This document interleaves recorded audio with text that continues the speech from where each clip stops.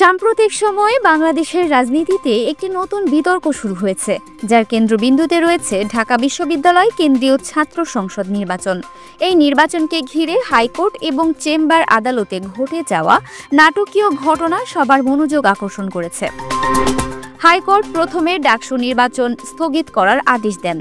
এই আদেশের কারণ ছিল ঐক্যবদ্ধ শিক্ষার্থী জোটের প্যানেল থেকে জিএস প্রার্থী এস.এম. ফরহাদের প্রার্থিতা বাতিল চেয়ে হাইকোর্টে একটি রিট করা হয়েছিল।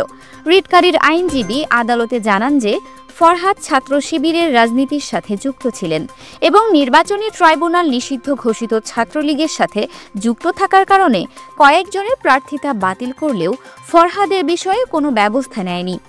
উভয় পক্ষে দীর্ঘ শুনানি শেষে হাইকোর্ট ফরহাদের প্রার্থিতা নিয়ে আপত্তি থাকলে তা লিখিত আকারে নির্বাচনী ট্রাইব্যুনালে জমা দেওয়ার জন্য রিটকারীকে নির্দেশ দেন এবং একই সাথে নির্বাচন ৩০ অক্টোবর পর্যন্ত স্থগিত করেন।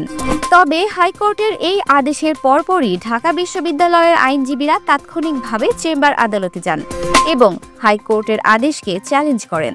আবেদনের গুরুত্ব বিবেচনা করে চেম্বার আদালত হাইকোর্টের দেওয়া নির্বাচন স্থগিতের আদেশটি স্থগিত করে দেন।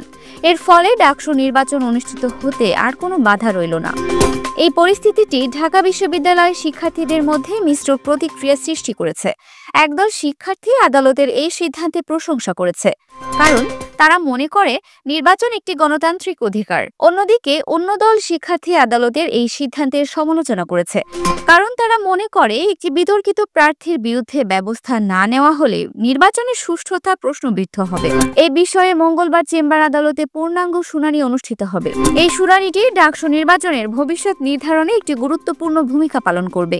এই পরিস্থিতিটি বাংলাদেশের ছাত্র রাজনীতি এবং বিচার বিভাগের সম্পর্কের এক জটিল দিক তুলে ধরে। Multimedia desk, Dinajpur TV. Dinajpur TV, মানুষের জীবনের কথা বলে।